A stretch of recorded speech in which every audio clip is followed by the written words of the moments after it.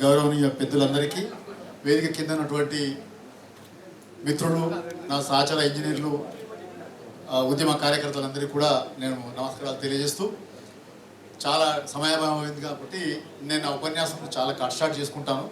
నేను చెప్పాలనుకున్న విషయాలు చాలా రాసుకొని వచ్చాను. అయితే ఈ పుస్తకం నేను ఈ రెండు పుస్తకాలు ఎందుకు రావాల్సి వచ్చిందనే విషయం మీద ఒక 2 నిమిషాలు మాట్లాడతాను. జనవరి 31వ తేదీ నాడు తెలంగాణ జాగృతి వాళ్ళు నీళ్లు నిజాలు అనే ఒక రౌండ్ టేబుల్ సమావేశం పెట్టినప్పుడు నన్ను కీలకోపన్యాసం చేయమని చెప్పి వాళ్ళు ఆహ్వానించినప్పుడు అక్కడ కాళేశ్వరం మీద వస్తున్నటువంటి విమర్శలు, వక్రీకరణలకు సంబంధించిన అంశం మీద, అట్లనే కృష్ణా జలాలకు సంబంధించిన అంశం మీద కూడా నేను కూలంకషంగా సాక్షాత్కారాలతో మాట్లాడినప్పుడు ఉపన్యాసం అంతా విని అయిపోయిన తర్వాత దేవిప్రసాద్, తర్వాత శ్రీనివాస్ లాంటి చాలామంది మిత్రులు ఇప్పుడు మాట్లాడినంత గాల్లో కలిసిపోతుంది కాబట్టి దీన్ని అక్షరబద్ధం చేసి పుస్తక రూపంలో తీసుకొస్తే చాలామందికి అవగాహన కలుగుతుంది, చదివే అవకాశం ఉంటుంది కాబట్టి పుస్తకాన్ని రాయమని చెప్పి సలహా ఇచ్చారు. ఆ సలహా మేరకి వెంటనే పుస్తక రచనకు పూనుకున్నాను. అట్లా మొదట కాళేశ్వరం పుస్తకం తయారైంది. అది ప్రచురణ అయిన తర్వాత రెండవ పుస్తకం సాగునీటి రంగంలో తెలంగాణ 10 ఏళ్ల ప్రస్థానం రాయడం జరిగింది. ఈ రకంగా 2 పుస్తకాలు ఇవాళ మీ ముందుకు తీసుకురావడం నాకు చాలా ఆనందదాయకం. నిజానికి నేను ఉద్యమ కాలంలో తెలంగాణ ఏర్పడిన తర్వాత కూడా ఇప్పటిదాకా 16 పుస్తకాలు ప్రచురించాను. కానీ 16 పుస్తకాల్లో ఏవి కూడా నేను ప్రత్యేకంగా నా పుస్తక ఆవిష్కరణ కార్యక్రమాలు నేను పెట్టుకోలేదు. అవి ఏ ఒక సందర్భంగా అంటే డైరీ ఆవిష్కరణ సందర్భంగా కావచ్చు, లేదంటే తెలంగాణ ఇరిగేషన్ డే సందర్భంగానో, తెలంగాణ ఇంజనీర్స్ డే సందర్భంగానో, ఇతరత్ర వేరే కార్యక్రమాల్లో ఆ పుస్తకాలు ఆవిష్కరించుకున్న తప్ప నేను ఆ పుస్తకాన్ని ప్రత్యేకంగా ఆవిష్కరణ కార్యక్రమం పెట్టి ఎప్పుడు కూడా నేను పుస్తకాల ఆవిష్కరణ చేయలేదు. అయితే ఇది నేను రాసిన పుస్తకాల్లో మొట్టమొదటిసారిగా నా పుస్తకాల ఆవిష్కరణాన్ని ప్రత్యేక కార్యక్రమం జరిగింది. తెలంగాణ వికాస సమితి వాళ్ళు ఈ పుస్తకాలను ప్రచురించడమే కాదు, ఒక భవ్యమైన సభని నిర్వహించి నాకు ఒక సన్మానం కూడా చేసి ఇంతమంది వక్తలు నన్ను ప్రశంసల వర్షంలో కురిపించినందుకు నేను నిర్వాహకులకి, తర్వాత ఈ వక్తలందరికీ కూడా నేను పేరు పేరున ధన్యవాదాలు తెలియజేస్తున్నాను. ఈ పుస్తకాల్లో ఇంతకుముందు వివరించినట్టు 10 ఏళ్ల ప్రస్థానంలో చాలా అంశాలు అంతకుముందు వివరించి ఉన్నారు కాబట్టి అవన్నీ కూడా మీరు చదవండి. చదివిన తర్వాత మీకు కాళేశ్వరం ప్రాజెక్టులో జరుగుతున్న అనేక విమర్శలు, ప్రశ్నలు తొలినాళ్ళ నుంచి, అంటే ప్రాజెక్టు ప్లానింగ్ దశ నుంచే విమర్శల పర్వం మొదలైంది. కన్స్ట్రక్షన్ దశలో కూడా విమర్శలు చేస్తూనే ఉన్నారు. కన్స్ట్రక్షన్ అయిన తర్వాత ముఖ్యంగా 4 ఏళ్ల భారీ వరదలను తట్టుకొని నిలబడ్డ ఈ బ్యారేజ్, మేడిగడ్డ బ్యారేజీ 2023లో అక్టోబర్లో 3 పిల్లలు కుంగుబాటు గురైన తర్వాత విమర్శల పర్వం మరింత తీవ్రత దాల్చింది. జ్యుడిషియల్ కమిషన్ ముందర కూడా ఈ విమర్శలన్నింటినీ పెట్టి అవే పాతవాదనలు వినిపించి మళ్ళీ ప్రెస్కి వెళ్ళి ప్రెస్లో ఆ విమర్శలు వినిపించడం వల్ల ఈ చర్చ అంతా మళ్ళీ పునరావృతమైంది. కాబట్టి కొత్త విమర్శలు ముందుకు వచ్చినాయి. ముఖ్యంగా వక్తలు చాలామంది ప్రస్తావించారు. ఈ విమర్శలో ఒక ప్రధానమైన అంశం ముందుకు వచ్చింది ఏంటంటే, కొత్తగా బ్యారేజ్లన్నీ కూడా డైవర్షన్ స్ట్రక్చర్స్గా వాడుకోవాలి తప్ప, డైవర్షన్ స్ట్రక్చర్గా నిర్మాణం చేయాలి తప్ప, ఇవాళ కాళేశ్వరం ప్రాజెక్టులో కట్టిన బ్యారేజ్లన్నీ కూడా స్టోరేజ్ రిజర్వాయర్స్కి కట్టారు. స్టోరేజ్ రిజర్వాయర్స్గా మార్చినందువల్ల ఆ స్టోరేజ్కి తట్టుకోలేక మేడిగడ్డ బ్యారేజ్ కుంగింది అనే ఒక తీవ్రమైన అపవాదం ఇంజనీర్లే చేస్తున్నారు. బహుశా అది అవగాహన రాహిత్యంతో చేశారా లేకపోతే ఇంకేదైనా కారణంతో చేశారా కానీ మా ఇంజనీర్లు ఇటువంటి ఆర్గ్యుమెంట్స్ లేవనెత్తడం నేను గమనించాను. నిజానికి నేను దీన్ని అధ్యయనం చేశాను. నిజానికి బ్యారేజీల్లో 2 లేదా 3 టీఎంసీల కంటే మించి దేశంలో బ్యారేజీల్లో స్టోరేజెస్ లేవా అని చెప్పి పరిశోధన చేస్తే ఇంతకుముందు హరీష్ రావు గారు ఆ బ్యారేజీల లిస్ట్ అంతా మీకు చదివించాడు. ముఖ్యంగా గంగా మీద కట్టినటువంటి ఫరకా బ్యారేజ్లో 30 టీఎంసీల స్టోరేజ్ కలిగిన బ్యారేజ్ ఉంది. అక్కడ డెడ్ స్టోరేజ్ 7 టీఎంసీ ఉన్నది.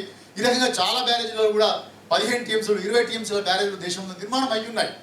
అయితే ఎక్కడ కూడా ఈ బ్యారేజ్ల నిర్మాణం కోసం రూపొందించిన కోర్సులో కానీ మాన్యువల్స్లో కానీ ఎక్కడ కూడా బ్యారేజ్లో ఇంతే స్టోరేజ్ ఉండాలి అని ఎక్కడ నిబంధనలు లేవు. ఎంత స్టోరేజ్ ఉన్నా కూడా ఆ స్టోరేజ్ యొక్క బరువుని మనం పరిగణలోకి తీసుకొని ఫౌండేషన్ డిజైన్ చేస్తాము, కట్ ఆఫ్ డెప్త్ డిజైన్ చేస్తాము, అన్ని రకాలుగా దాని పరిగణలోకి తీసుకుంటారు ఆ బరువుని. కాబట్టి బ్యారేజ్లో ఇంత మాత్రమే ఉండాలని చెప్పి ఎక్కడ నిబంధనలు లేని పక్షంలో ఇవాళ స్టోరేజ్ మనం 16 టీఎంసీలు మేడిగడ్డలో, 10 టీఎంసీలు అన్నారంలో, 8 టీఎంసీలు సుందరిలో ఉంటే అదో పెద్ద ఇష్యూ అయిపోయి ఎందుకు అయింది అనేది అర్థం కాని సమస్య. నిజానికి మనం కృష్ణా మీద ప్రకాశం బ్యారేజ్ తర్వాత గోదావరి మీద ఆధార్ కార్డు బ్యారేజ్ని పోల్చినప్పుడు మరి తెలంగాణ బ్యారేజ్లు అందుకు భిన్నమైన స్వభావం కలిగినవి. అవేమో ఎగువ నుంచి దిగువకు నీళ్ళు తీసుకుపోయాయి, అంటే గ్రావిటీ ద్వారా తీసుకుపోయే నీళ్ళని తీసుకుపోయే బ్యారేజ్లు అవి. కానీ మన తెలంగాణలో అటువంటి బ్యారేజ్లు కావాలి. మన తెలంగాణ బ్యారేజ్లు దిగువ నుంచి ఎగువకు నీళ్లు తీసుకుపోయేవి. ఎత్తిపోతల ఆధారంగా మనం బ్యారేజ్ల నుంచి పైకి నీళ్ళు తీసుకోవాలి తప్ప అవి గ్రావిటీ ద్వారా నీళ్ళు ఇచ్చే పరిస్థితి అక్కడ ఉండదు. కాబట్టి తప్పనిసరిగా ఎత్తిపోతలకి ఒక నిర్దిష్టమైన స్టోరేజ్ అనేది అవసరమవుతుంది. ఒక బ్యారేజ్ నుంచి ఇంకో బ్యారేజ్కి మనం నీళ్ళని డైవర్ట్ చేయాలంటే తప్పనిసరిగా స్టోరేజ్ ఉండాలి. ఆ స్టోరేజ్ ఉండాలి కనుకనే మనం ఇక్కడ ఎక్కువ స్టోరేజ్ తోటి నిర్మాణం చేయడం జరిగింది. ఇవి గ్రావిటీ ద్వారా వచ్చే బ్యారేజ్లకి మన బ్యారేజ్లకి చాలా భిన్నమైన అంశం ఇది. ఆ అంశాన్ని గమనించకుండా ఒక మూస భావనని, అంటే బ్యారేజ్లు డైవర్షన్ స్ట్రక్చర్స్ అనే ఒక మూస భావాన్ని ప్రచారం చేసి ఇవాళ స్టోరేజ్ కారణంగానే మేడిగడ్డ కుంగుబాటు గురైంది అనేది చాలా తప్పుడు ప్రచారం. అది దాన్ని కూడా నేను ఈ సందర్భంగా ఈ పుస్తకంలో నేను చర్చ చేసినాను. నేను ఈ యొక్క 10 ఏళ్ల పాటు 4 ఏళ్ల పాటు హరీష్ రావు గారి దగ్గర ఓఎస్డీగా, ఆ తర్వాత 5 ఏళ్ల పాటు సీఎం ఓఎస్డీగా నేను ప్రత్యక్ష సాక్షిని. ఇక్కడ జరుగుతున్న కాళేశ్వరంలో జరుగుతున్నటువంటి కార్యక్రమాలు కానీ, అభివృద్ధి కానీ, నిర్మాణ వ్యవహారాలు కానీ, రీజియన్కి సంబంధించిన చర్చలు కానీ వాటన్నిటికీ నేను ప్రత్యక్ష సాక్షిని. అట్లనే ఈ సాగునీటి రంగంలో జరిగిన అభివృద్ధి ప్రస్థానానికి నేను ప్రత్యక్ష సాక్షిని. దాంట్లో కలిసి నడిచాను, నేను సహబాటసారిని. నేను దాంట్లో అవన్నీ నాకు ప్రత్యక్ష అనుభవంలో ఉన్నాయి కాబట్టి ఆ అనుభవంలోంచి, ఆ చర్చల్లోంచి, ఆ ప్రస్థానంలో నేను బాటసారిగా ఉన్నాను కాబట్టి వాటన్నిటిని నేను చాలా అథారిటీగా, సోదాహరణంగా ఈ పుస్తకాల్లో నేను పొందుపరిచి మీ ముందు డాక్యుమెంట్ చేయడం జరిగింది.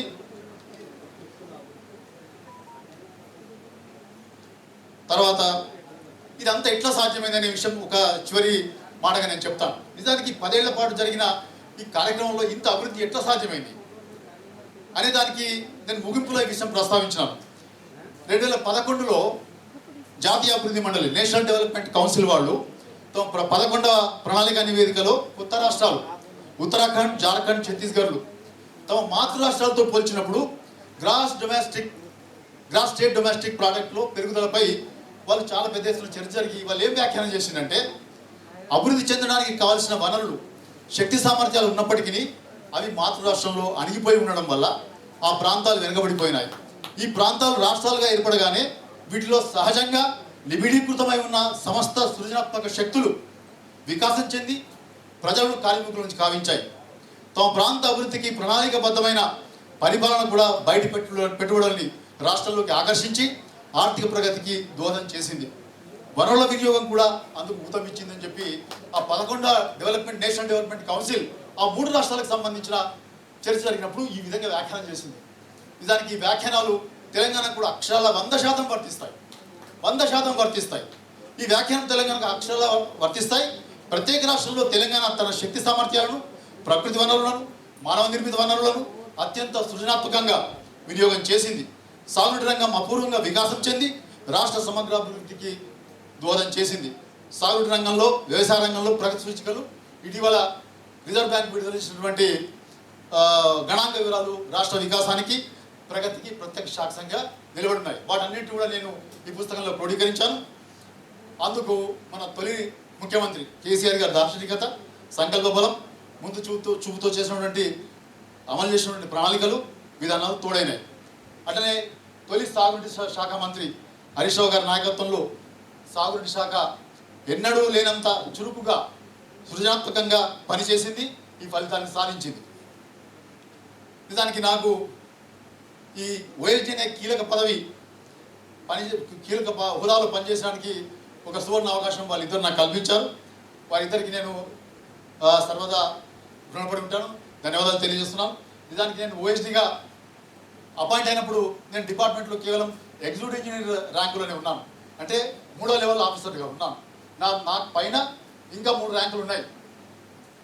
మామూలుగా ఇరిగేషన్ మినిస్టర్ దగ్గర ఓఎస్డీగా నియమించబడాలంటే వాళ్ళు retired chief engineers, retired engineering చీఫ్లు అయి ఉండాలి.